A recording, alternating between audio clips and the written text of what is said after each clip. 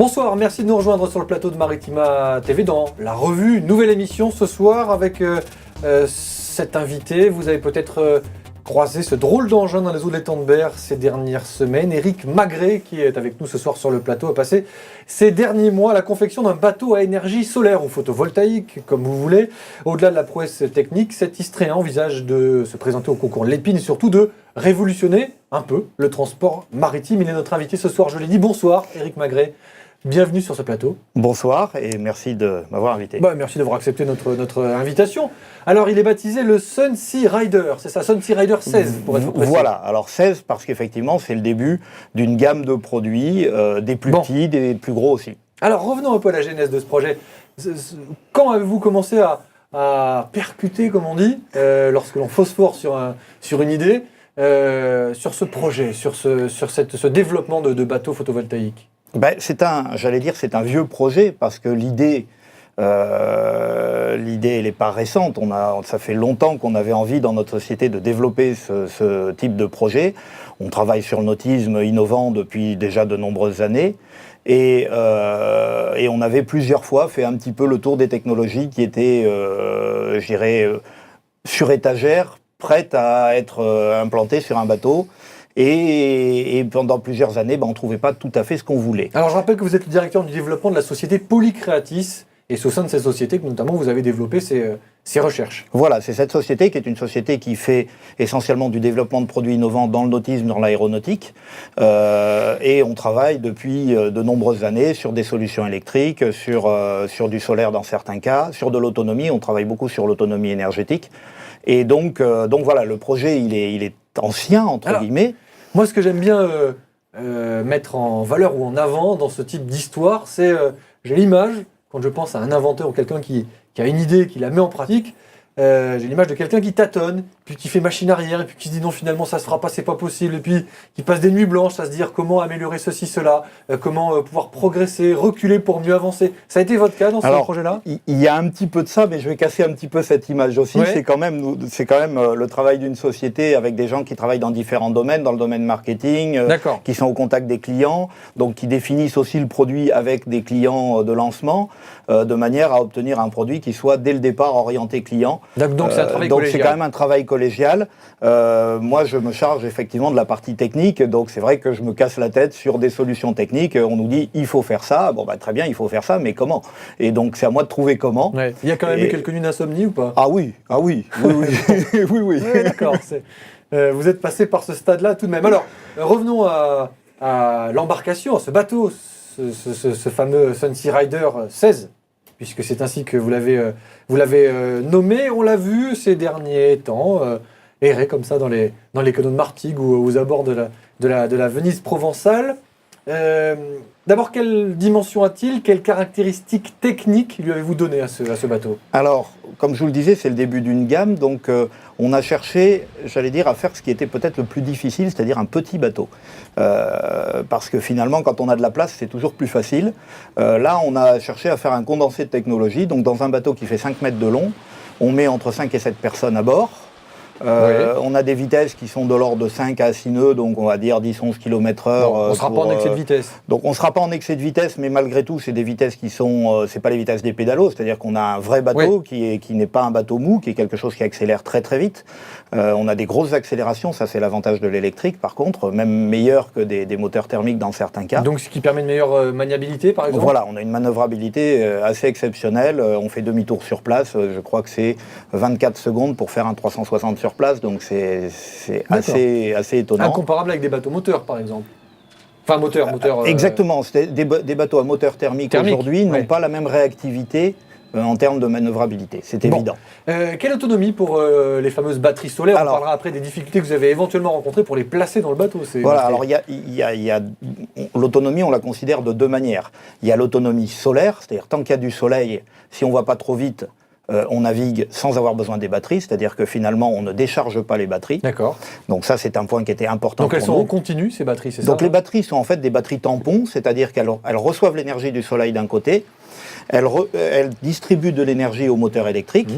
Et entre les deux, on a un système électronique qui vient gérer cette énergie pour la distribuer aux différents consommateurs sur le bateau de la meilleure manière. Mais alors je présume que, quand vous parlez de distribution d'énergie, il faut penser à des secteurs qui sont très peu énergivores tout de même, pour pas que non plus, lorsque vous allumez une lumière sur le bateau, ou lorsque, je sais pas, vous installez un petit appareil électrique sur le bateau, ça soit pas complètement néfaste pour ces batteries. Bien complètement, c'est-à-dire que déjà les moteurs eux-mêmes qui sont des moteurs électriques haute performance, donc c'est des moteurs qui effectivement ont un très bon rendement propulsif avec peu d'énergie, et puis après tout l'éclairage, les feux de position, tous les systèmes à bord, l'éclairage et les feux de position c'est de la LED, donc effectivement on est sur des technologies qui sont peu énergivores, parce que d'un côté il faut produire plus, mais d'un autre côté il faut consommer moins, et l'équation est là en fait, il faut arriver à trouver cet équilibre entre la consommation et la production. Et il y a un autre équilibre qu'il faut trouver, c'est à des coûts raisonnables, parce que on est sur l'objectif d'un produit qui soit commercialisé, et donc on n'est plus sur de la recherche expérimentale, et on ne peut pas se permettre d'avoir des produits qui coûtent trop cher. On va parler du marché du photovoltaïque, notamment maritime, par exemple, parce que c'est en plein développement, vous nous le confirmerez d'ici quelques minutes. Pour ce qui est de la vitesse, on termine avec les caractéristiques. 5 à 6 nœuds, vous nous l'avez dit, pourquoi c'est limité? Pourquoi aussi peu? C'est compliqué d'aller plus vite pour l'instant? Alors effectivement, et ça c'est lié un petit peu à la longueur, un bateau, sauf je dirais les bateaux de course qui sont des coques planantes, ce qu'on appelle des coques planantes, un bateau sinon dans sa phase peu énergivore, la vitesse maximum est liée à la longueur, à la flottaison du bateau. Bon, il y a une formule un petit peu, voilà. Donc si on fait un bateau très long, on va aller plus vite. Si on fait un bateau plus petit, on va arriver à une limitation à partir de laquelle il va falloir beaucoup plus de puissance pour gagner les quelques nœuds supplémentaires. Donc, dans la logique que l'on a, où on veut faire un bateau autonome, avec du soleil, il n'y a aucun intérêt à aller chercher des vitesses au-delà de ce qu'on appelle la vitesse critique. Voilà, donc ce bateau-là fait 5 mètres, donc ça nous donne 6 nœuds en vitesse critique. Si on monte à 7, 8, 10 mètres, 20 mètres, on peut aller aujourd'hui, si on réalise un bateau de 25 mètres, si par exemple on veut faire un transport de passagers, si on réalise un bateau de 25 mètres, on va être à des vitesses de l'ordre de 13 nœuds et demi. À ces vitesses-là, on a une vraie navette de transport de passagers. Ça fait presque 30 km/h, quelque chose comme ça. Voilà, c'est ce que font des navettes aujourd'hui. Des navettes classiques, des navettes classiques. Donc on peut envisager l'autonomie avec des bateaux de transport de passagers aujourd'hui avec ces technologies-là. Alors les batteries, elles prennent de la place parce que, en tout cas les panneaux d'abord et puis les batteries ensuite, il faut pouvoir loger tout ça dans 5 mètres et puis dans une largeur qui est réduite aussi. Alors, sans pour autant, tout en maintenant une certaine habitabilité de cette embarcation. C'était toute la prouesse aussi, c'est-à-dire de pouvoir loger tout au bon endroit sans pour autant manger de la place. Exactement, c'est-à-dire que déjà il y a des technologies différentes sur les batteries. Aujourd'hui on travaille avec des batteries lithium, qui sont des batteries qui sont quand même beaucoup moins encombrantes, qui sont plus légères aussi. Pour donner une idée, on a 110 kg de poids de batterie sur le Sensi Rider 16 aujourd'hui. En équivalent de puissance, si on devait mettre de la batterie AGM standard, on serait sur du 500-550 kg. Donc déjà, il y a un vrai gain sur la technologie des batteries. D'accord. Après, les placer, finalement, on les a placés dans les coques, puisque aujourd'hui, on n'a pas toute une installation de réservoir carburant, etc., qu'on en aurait sur un bateau classique. De la place dans la coque, Donc finalement, on n'est pas au niveau place. Et empattement, l'électrique, l'électrique n'est pas plus difficile à gérer que le thermique. Je dirais, il est même peut-être plus facile à gérer de ce point de vue-là. Après, la difficulté, c'était les panneaux solaires. Parce qu'il faut maximiser la surface. Il ne faut pas que ça impacte sur l'habitabilité du bateau. Et en plus, c'est du poids, et c'est du poids qui se situe en haut, donc qui pose des problèmes au niveau de la stabilité du bateau. Donc il y avait effectivement un travail particulier là-dessus, et on continue à développer. On continue à développer avec des nouveaux panneaux solaires en ce moment pour gagner encore du poids sur cet aspect-là.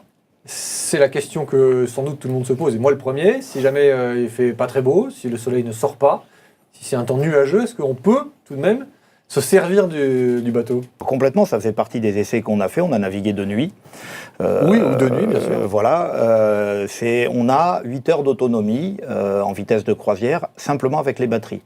Donc on peut très bien considérer qu'on navigue le jour au soleil, la nuit avec les batteries, et qu'on peut naviguer non-stop. Alors je ne vous cache pas que nous, non-stop, on ne l'a pas fait, on a passé énormément d'heures sur l'eau, Mais bon, on s'arrête de temps en temps et pendant ce temps-là, en journée, le bateau se recharge tout seul. Bon. Donc c'est très la Côte intéressant. Bleue n'a plus de secret pour vous là, avec tous les essais que vous avez fait. Là, vous avez bien exploré la Côte Bleue. Un mot très rapidement sur le concours Lépine. Vous allez présenter le projet, enfin ce bateau, c'est même plus un prototype puisque c'est un premier de gamme, vous l'avez dit, un premier de série. Au concours Lépine, ça se passera quand et où? Alors, ça démarre là en fin de semaine maintenant. Donc c'est le concours Lépine européen. Oui. Puisqu'en fait, il y a une partie française qui est à Paris. Bon, le concours Lépine, je le rappelle pour nos téléspectateurs, c'est le concours qui récompense les inventions, enfin les plus innovantes et les plus, parfois les plus farfelues même, mais un peu les inventeurs, c'est un peu le prix Nobel des inventeurs, le concours Lépine. Oui, effectivement. Il y a maintenant 2 éditions. Ça a été un prix qui était français, franco-français pendant très longtemps. Et depuis quelques temps, il s'européanise finalement. Et via la foire de Strasbourg,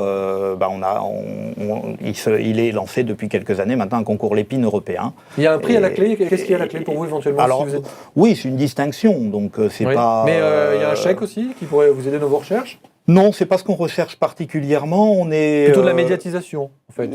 C'est plus effectivement la démonstration que, aujourd'hui la technologie, elle existe, elle devient rentable et c'est effectivement une distinction un petit peu du travail qu'on a fait finalement et d'une reconnaissance du travail qu'on a fait. On n'a pas parlé prix, tarif. Combien si on veut s'acheter, se faire plaisir, s'offrir ce Sunsea Rider, combien doit-on débourser? Alors, c'est un bateau qui va se situer entre 25 et 45 000 euros. Je prends exprès une fourchette assez large parce que ça dépend du type de batterie qu'on met dedans, du type d'autonomie qui est recherché, du type de motorisation aussi. Par rapport à des bateaux thermiques cette fois-ci, enfin à propulsion thermique de même gamme, c'est un peu au-dessus?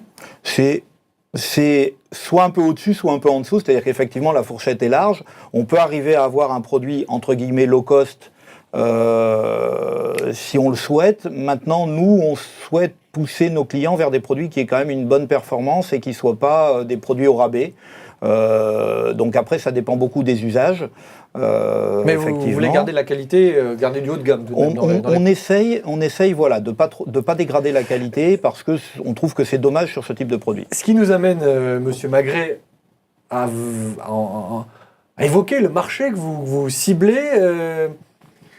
Donc je présume que c'est plutôt du transport de passagers le long des côtes, ou par exemple des hôtels de tourisme qui auraient un ponton. C'est plutôt dans cette gamme-là que vous voulez taper? Alors effectivement, le Sunsea Rider 16, en tout cas au départ, a été conçu avec des gens qui travaillent dans une chaîne d'hôtels de luxe en Polynésie, et donc qui avaient un petit peu orienté le projet au départ pour leur usage, donc qui est un usage de transport de passagers, un petit peu haut de gamme.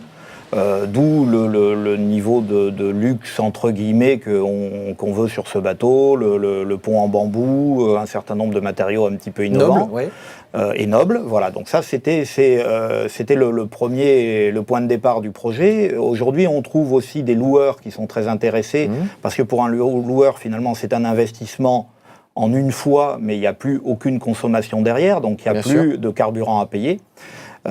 Donc ça, c'est, je dirais, les principaux clients pour le Sunsea Rider 16. Et le marché est ouvert, est en pleine expansion dans le solaire maritime. Alors, dans l'électrique, évidemment, depuis déjà plusieurs années, l'électrique évolue très vite, notamment grâce aux plans d'eau intérieurs. Aujourd'hui, les plans d'eau intérieurs se développent beaucoup. Beaucoup de plans d'eau intérieurs sont interdits à la navigation thermique. Donc ça ouvre la porte effectivement à l'électrique. Maintenant, quand on a dit électrique, il faut encore le recharger. Donc ça peut poser des problèmes à certains opérateurs. Alors qu'avoir de l'électrique solaire, et aujourd'hui on est les seuls à le faire, donc de l'électrique solaire qui se recharge tout seul, là, ça présente un véritable intérêt et on va jusqu'au bout de la logique de la mobilité électrique et non polluante aujourd'hui. Les carnets de commandes sont pleins pour les prochains mois? Oui, en ce moment, on est en train de lancer la production, donc on ne peut pas encore fournir la demande, mais je pense qu'on sera en bon ordre de marche pour le printemps prochain. Merci beaucoup d'être venu nous présenter cette invention au départ, ce projet qui est devenu réalité, le Sunsea Rider, bateau solaire électrique, donc photovoltaïque, si vous préférez. Vous avez peut-être croisé dans les eaux des canaux de Martigues, par exemple, le long de la Côte Bleue, si vous êtes très attentif à ce qui s'y passe. Bonne chance pour le concours Lépine, c'est dans quelques jours maintenant. Merci. Et puis, quand vous serez à la tête d'un empire maritime, vous reviendrez nous voir sur ce plateau pour nous dire comment vont les affaires. Merci beaucoup, Éric Magret. Eh bien, c'est moi qui vous remercie. Bon courage.